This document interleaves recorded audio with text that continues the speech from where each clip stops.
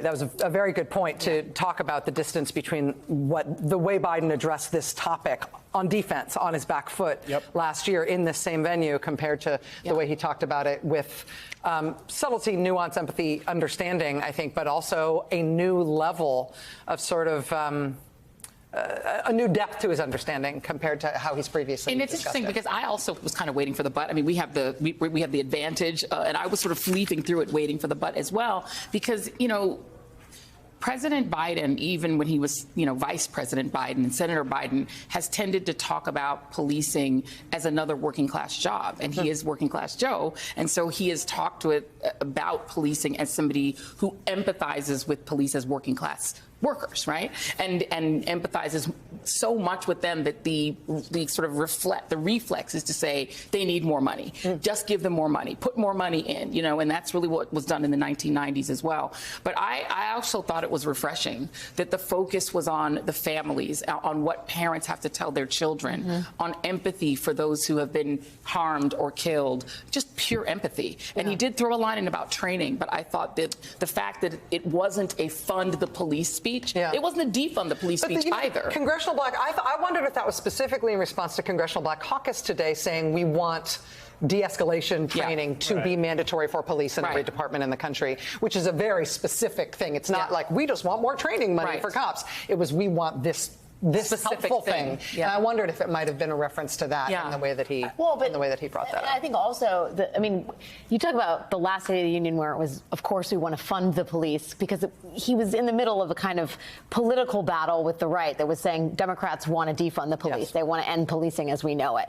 The right wing has not come out in the aftermath of the Tyree Nichols that horrifying video that I think really shook a lot of people to their core and done anything but stay silent. And so there is political space for him to actually address this problem in a comprehensive way without feeling like he needs to make some kind of acknowledgement to the right to prove that Democrats are serious about fighting crime. I also just think when you think about that section of the Biden speech and Biden's general approach and the response that we saw from Sarah Huckabee Sanders and the images that are now floating around Getty of Marjorie Taylor Greene in what some think looks like Cruella de Vil cosplay, yelling at the president.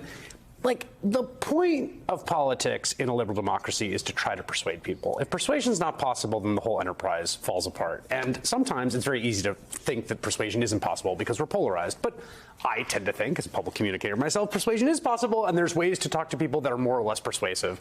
And I just am so struck by the inability of people on the American right this day and age to speak in ways that just sound open and normal to people and inviting of persuasion.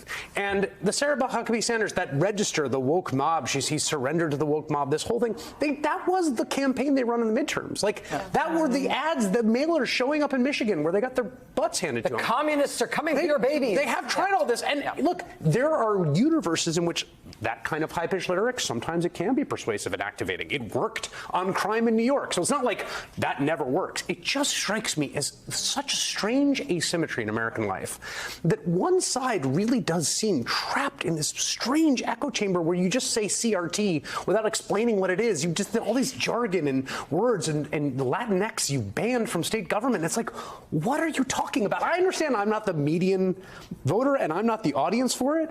But it is strange how hermetically sealed the rhetorical universe of the American right continues to be this many years into the MAGA experiment. A lot of people watching that, maybe remembering her as press secretary, maybe remembering because the unusual name that she's the daughter of a former governor, are going to have no idea what she was talking about using acronyms without explaining them, talking about how Democrats don't believe there are women,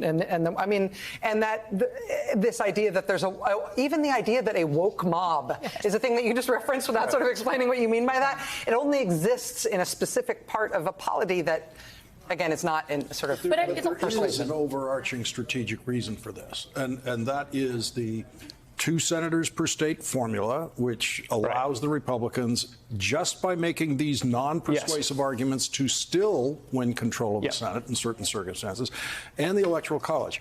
There is not a Republican theory for how a Republican candidate can get the most votes for president in America. The only way to do that is through persuasion, which they've given up on. The game is the Electoral College. They are a party that has abandoned persuasion, which is where they used to live, to try to get into the middle there. They've abandoned it on the belief that the strategy is suppress Democratic votes as much as possible, win enough senators in the states that we can control so that we get a majority, and win the presidency through the Electoral College without ever changing a mind in our favor, but simply turning out the votes we need in the Electoral College buckets where we need them and in the states where we need them to control the Senate. It is not a persuasion party. Let's